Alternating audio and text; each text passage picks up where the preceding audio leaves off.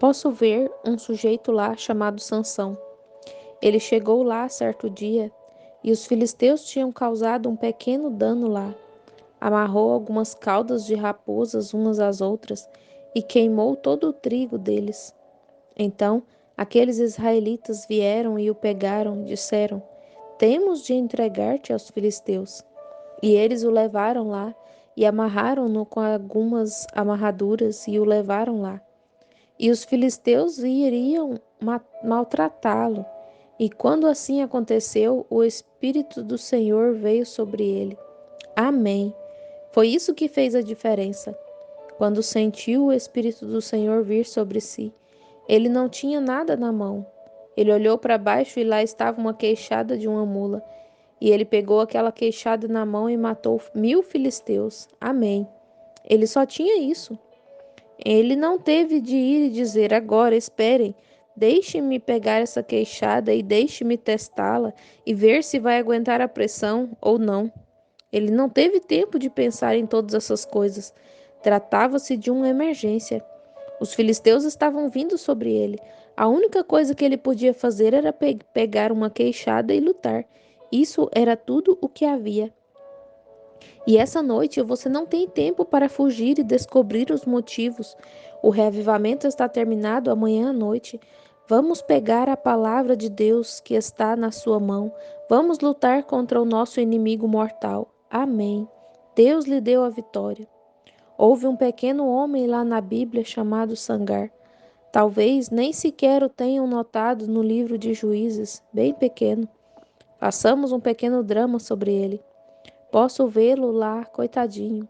Era uma época em que todos faziam o que queriam, e Israel não tinha um rei.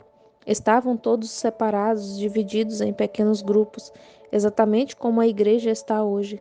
Um é da Assembleia, o outro é da Igreja de Deus, o outro é da Unidade, o outro é batista, o outro é presbiteriano, um é metodista. Oh, que coisa! Se não gostarmos disso aqui, vamos para cá e para cá e para cá e oh, que coisa! E eu mesmo não entendo isso. Então, quando chegaram lá e ó, o que eles precisavam era exatamente o que precisavam então, era de um tipo de uma boa libertação à moda antiga. É disso que precisamos hoje. Amém. A igreja de volta à fé do Deus vivo, de volta à promessa de Deus, de volta à glória de Deus, de volta ao poder de Deus. Sangar tinha tudo isso armazenado, seu trigo, como fazia todos os anos. E, bem quando terminava de armazenar as colheitas, então vinham os filisteus e as tomavam dele. É assim que o diabo faz. É para isso que o diabo serve. No momento em que você cria um pouco de coragem ou outra coisa, então vem o diabo e atira de você. Isso mesmo. Assim como o reavivamento que está acontecendo agora. No momento em que começa e a glória de Deus começa a cair, então algum charlatão tem de aparecer e fazer algo que não é certo e tirar a glória disso. Aqui não faz muito tempo eu fui. Aqui estava uma das nossas irmãs cristãs pintada como uma Jezabel. Eu disse: Qual é o problema? Ela disse: Bem, glória a Deus. Disse: Meu pastor me disse que era a libertação das mulheres. Liberação das mulheres. O que há com vocês? Nada disso. Cristo a liberou do pecado. Então, haja assim e se vista assim. No momento em que a igreja se edifica e ganha um bom impulso, então algo assim começa. Sim, Senhor. Ela disse: Bem, eu vou lhe dizer, disse. Meu pastor me disse que eu podia fazer tudo isso e estava com pintura suficiente para pintar um celeiro. Seus dedos pareciam que ela tinha comido bife cru e com sangue nas unhas. Pensei, mulher, você não parece cristã para mim. Ouça, senhora, não deixe que esse tipo de bobagem lhe seja enfiado goela abaixo. Um bom caso à moda antiga do batismo do Espírito Santo tirará isso de você exatamente como... Isso mesmo. Lembre-se de que você perdeu terreno em algum lugar. Não me importa o que aquela mulher pregadora, em primeiro lugar, vou lhe dizer. Ela não foi ordenada por Deus. Isso mesmo. É contrário à palavra. Ouçam, só houve uma mulher na Bíblia que se pintou para se encontrar com um homem, que foi Jezabel. Deus a entregou para servir de alimento aos cães. Então, se virem uma mulher toda pintada, simplesmente digam: Como vai, senhorita carne para cães? Foi isso que Deus fez dela, apenas uma carne para cães. Assim, não ponham atenção nisso. É do diabo, certo? Onde ela deveria estar, limpar-se e agir como Jacó disse à sua esposa e filha: Tornem-se o que vocês devem ser. Amém. O que precisamos essa noite é de um bom reavivamento do Espírito Santo à moda antiga, pregado de novo com o poder de Deus, entrando e saindo entre a igreja e sem formalidade e aparência. Aleluia! Sim, Senhor, é disso que precisamos. Sim, Senhor, muito bem. O velho sangar lá, na hora em que ele tinha armazenado algo, então algo assim tinha de acontecer. É assim que a igreja, quando o reavivamento começa, então algo assim tem de se levantar. Irmão, apenas pregue a moda antiga. Bem, costumávamos ter muitas ovelhas em nossa região. E havia o cachorro matador de ovelhas. Se o pegássemos com lã entre os dentes, nós pegávamos a velha espingarda, 2 canos, e a usávamos nele. Irmão, é isso o que é para usar nesse tipo de gente. É a velha espingarda, os 2 canos dela. Eu lhe digo, isso irá endireitar as coisas, certamente que irá. Irá parar a matança de ovelhas. Amém. Eu não sabia que ia dizer isso, mas podem se lembrar disso. Muito bem, pensem nisso. Que coisa! E lá, bem quando ele armazenava seu trigo e tudo mais, lá vinham os grandes filisteus gordos e tiravam isso dele. Vinham pela estrada, tiravam dele. Certo dia ele tinha acabado de armazenar toda a sua colheita e toda malhada. Lá estava ele, coitadinho. Ele estava lá no celeiro, estava dando uma olhada por ali. Disse: Bem, mãe, quem sabe iremos. Não teremos falta neste inverno, nós e as crianças. Dando uma olhada.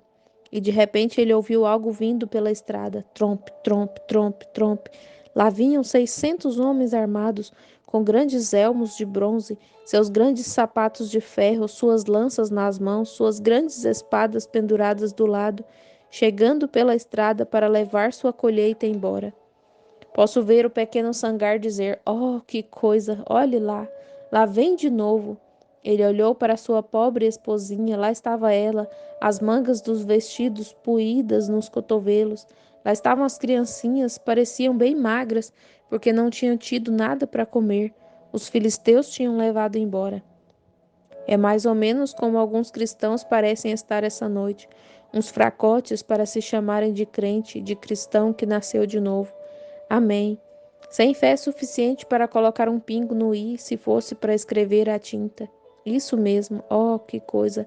Não deixem o diabo vir e tirar a glória de Deus da igreja, mandar seu pastor para conseguir todos esses doutorados em divindade aqui e voltar e se levantar e dizer amém, como um bezerro moribundo.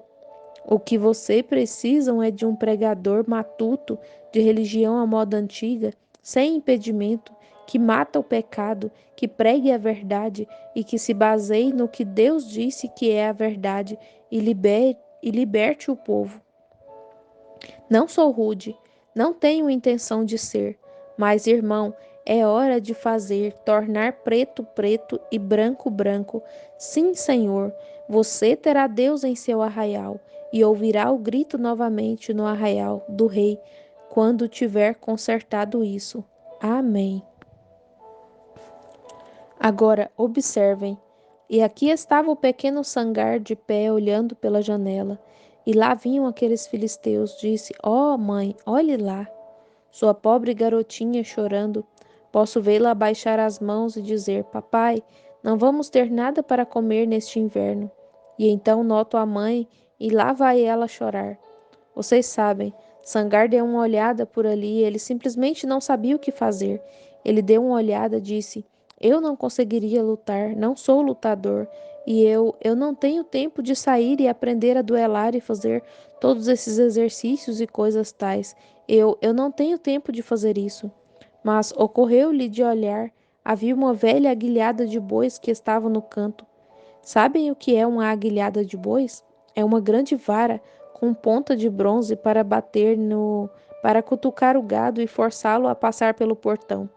É uma das aplicações, e também soltar a terra do arado quando estavam arando. Uma velha aguilhada de bois, ali era a única coisa que ele podia colocar na mão. Mas sabem de uma coisa? Não digo que ele ficou irado, mas sua justa indignação se acendeu. Sim, senhor, irmão, vou lhe dizer que ele. O que está na tua mão? Nada mais do que uma aguilhada de boi. E ele disse: Não sou lutador, eu não posso fazer isso, eu não tenho treinamento. Mas ele não tinha tempo de fazer treinamento. A única coisa que ele precisava era do Espírito de Deus sobre si. E ele pulou da janela com o Espírito de Deus sobre si e pegou aquela aguilhada de bois e matou 600 filisteus. Amém. O que precisamos hoje não é ir para o seminário e aprender se Marcos 16 está certo ou não. Irmão, as pessoas estão morrendo. O que temos de fazer é sair agora mesmo. Não é se você vai duelar ou não, é se levantar. Sim, Senhor. Ele sabia que ele era filisteu. Ele sabia que aqueles eram filisteus incircuncisos. Tão certo quanto sei que a enfermidade, assim como você sabe que tem problemas cardíacos, seja qual for o seu problema, sabemos que é do diabo. E ele sabia que era israelita. Ele sabia que era circuncidado. Ele sabia que tinha direito à promessa. Ele sabia que Deus prometeria abençoá-lo. Assim, ele ficou todo bravo e com isso, e pegou a aguilhada de bois e se pôs a trabalhar. O que precisamos essa noite é crer, meu irmão, que você é filho de Deus e tem direito a isso, e a promessa é sua. Seja o que estiver na sua mão, pegue, vá matar o diabo de um lado a outro. Amém. E você descobrirá que as penas voarão, o diabo será derrotado e você ficará sadio novamente. O que é isso na sua mão? Você diz, irmão Brana, eu não tenho nada na mão. Você pode ter um cartão de oração. Deixe isso cair no chão e levante-se em nome de Jesus Cristo e diga: Recebo Cristo como meu curador essa noite. Aleluia! Você pode estar com um livrinho de catecismo no braço e estar querendo checar para ver se estou certo ou não. Jogue isso fora e levante-se em nome de Jesus Cristo e seja batizado com o Espírito Santo e saia no arraial. Amém. Sim, Senhor. Você pode ter um monte de pequenos credos que tem que repetir de manhã antes de ir à igreja e aprendê-los de modo que possa recitá-los. Jogue isso fora e receba um enchimento do coração do Espírito Santo. Amém. Largue isso e pegue o que está à mão. Seja o que estiver à mão, pegue isso e faça o melhor que puder para a glória de Deus. Amém. Oh, que coisa! Aqui está, quase 10 horas. Vamos orar. Nosso Pai Celestial, não há muito em nossa mão, mas Deus não é o que está em nossa mão, é o que tu podes colocar em nossa mão. Ó Deus, precisamos de fé essa noite.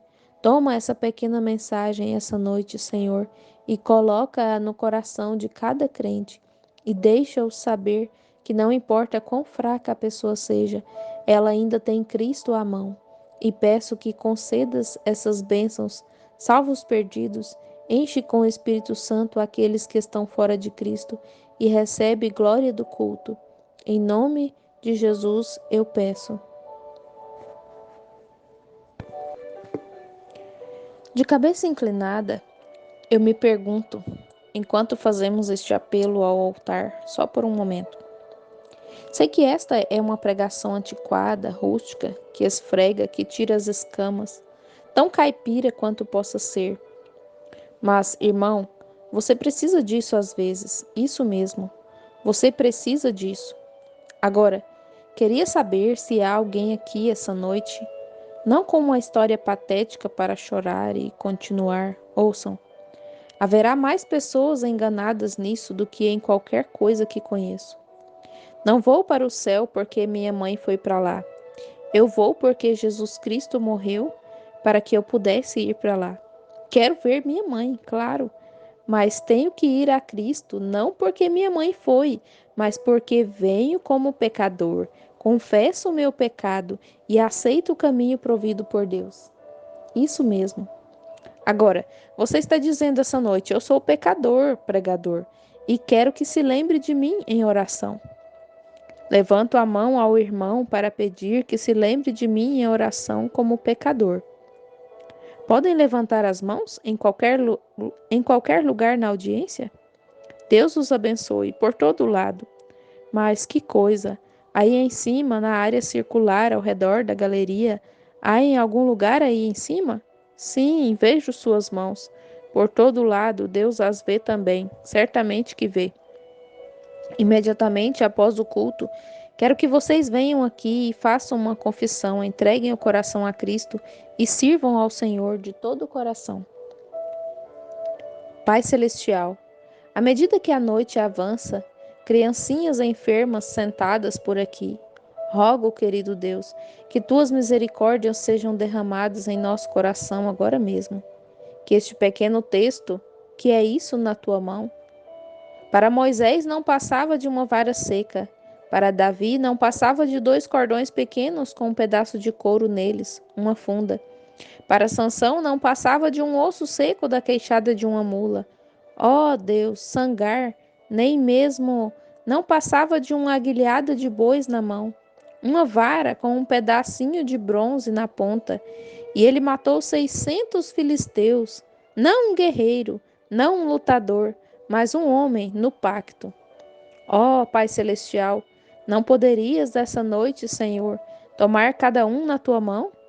Concede isso, Senhor, e abre a fé ao coração deles, e que teu Espírito Santo faça muito mais abundantemente essa noite, Senhor, como eles estão esperando. Na noite passada fiquei tão feliz em ver-te fazer os cegos verem, os surdos ouvirem e os pecadores irem a ti. E, ó Deus, todas essas grandes coisas que tu fizeste, o paralítico se endireitar e sair daquelas cadeiras e andar em nome do Senhor.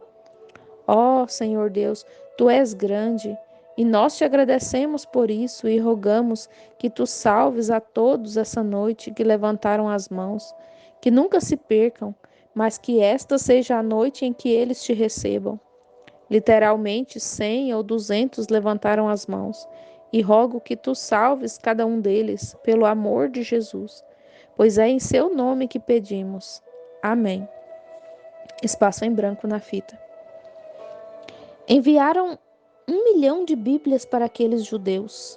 Acabam de chegar de lá, do Irã, Iraque e dos países lá.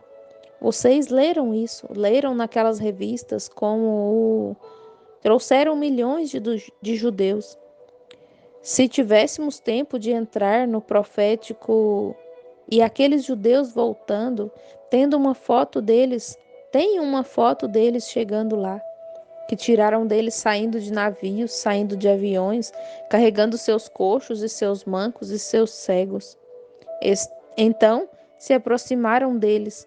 O homem que tirou essa foto, o irmão Egan Bright e os outros, que é para vir aqui à reunião, ele lhes perguntou, disse: para que vocês estão voltando? É a terra natal. Disse: para que possam ter seu próprio lugar para morrerem na terra natal. Eles disseram: não, estamos voltando para ver o Messias. Oh, vocês mestres de profecias, se apenas soubessem o que foi isso. Quando este evangelho retornar dos gentios para os gentios estão acabados. É o tempo do fim. Então lhes deram Bíblias, enviaram 1 milhão para lá. Aqueles judeus começaram a ler aqueles testamentos. Eles leram até o final. Eles nunca souberam que Jesus esteve aqui. Eles nunca ouviram nada sobre isso. Estiveram lá desde que foram levados para a Babilônia em cativeiro. E disseram: se este Jesus, como vocês chamam, é o Messias, que o vejamos realizar o sinal do profeta, como ele realizou aqui nesta Bíblia, e o aceitaremos. Todos o aceitaremos se ele vier e realizar o sinal do profeta. Nós o aceitaremos. Irmão, oh, que coisa! Estive a umas centenas de milhas dali algumas semanas atrás, mas o Espírito Santo me constrangeu. Ainda não. Oh, como eu gostaria de reunir alguns milhões deles e dizer: desafio que, em nome do Senhor Jesus, se ele não realizar o sinal do profeta, quantos aqui querem aceitá-lo como Salvador pessoal, baseado nesses mesmos fundamentos? E então, quando fizerem isso, eu direi: foi baseado neste mesmo fundamento aqui que seus pais primitivos receberam o batismo do Espírito Santo, e os mesmos sinais que Jesus fez se repetirão exatamente como vocês leram na Bíblia. Eles não querem ter. O Deus deles é um Deus poderoso. O Deus deles não morre. Ele é o mesmo ontem, hoje e eternamente, e eles creem nisso. Observem, quando Jesus esteve aqui na terra, ele não afirmou ser curador. Muitas pessoas vieram a ele que não foram curadas. Muitas vezes, quem sabe, ele tenha sido levado aos mortos. Imagino que milhares morreram enquanto ele estava aqui na terra. Ele só ressuscitou 3. Isso é uma confirmação. Ele passou pelo tanque de Betesda, onde jaziam pessoas coxas, mancas, cegas, ressecadas. Não curou nenhuma delas. E foi até um homem deitado em um colchão e o curou. Foi embora e deixou o resto delas deitado lá. Um homem cheio de virtude, cheio de fé, o próprio Deus Emanuel aqui na terra, habitando entre nós, ele disse: eu não faço coisa alguma por mim mesmo. Quando o questionaram em São João 5,19, ele disse: na verdade vos digo que o Filho em si mesmo não pode fazer coisa alguma, se o não vir fazer o Pai. Isso o Filho faz igualmente. Agora, acompanhe sua vida ao longo da Bíblia e descubra se não foi toda vez que o Pai lhe mostrou, Jesus disse: não sou eu que faço as obras, é meu Pai que está em mim. Ele faz as obras. Quando Filipe se converteu, foi e se encontrou com Natanael, trouxe-o de volta. O que aconteceu? Ele disse: vem, vê quem eu encontrei, Jesus de Nazaré, filho de José. Ele disse: poderia vir alguma coisa boa de Nazaré? Quando veio ver Jesus, ele chegou à fila, como que ali. Jesus olhou para ele. Ele pode ter estado na fila de oração, pelo que sei, mas ele chegou onde Jesus estava orando pelos enfermos. E ele lhe disse: quando olhou para ele, Jesus olhou para ele e disse: eis aqui um israelita em quem não há dolo. Oh, ele disse: como me conheceste, Rabi? Surpreendeu-o. Ora, ele disse: antes que Filipe te chamasse, te vi eu, estando tu debaixo da árvore. Ele disse: tu és o filho de Deus, tu és o rei de Israel. Ele subiu pelo caminho de Samaria. Ele estava indo para Jericó, mas subiu por Samaria, bem alto sobre a colina. Ele se assentou, enviou seus discípulos. Uma mulher samaritana saiu, ele a viu lá tirando água. O pai lhe havia dito para ir até lá. Não lhe disse o que ia acontecer, apenas vai até lá. Assim, ele achou a mulher lá e disse: traze-me de beber. Ela disse: não é costume dos judeus pedirem isso aos samaritanos, não nos comunicamos. Ele disse: mas se soubesse com quem estás falando, tu me pedirias de beber. O que ele fez? Continuou a puxar conversa até captar seu espírito. Então, quando captou seu espírito o que havia de errado com ela, ele disse: vai buscar teu marido. Ela disse: não tenho nenhum. Disse: disseste bem, porque tiveste 5, e o que tens agora não é teu.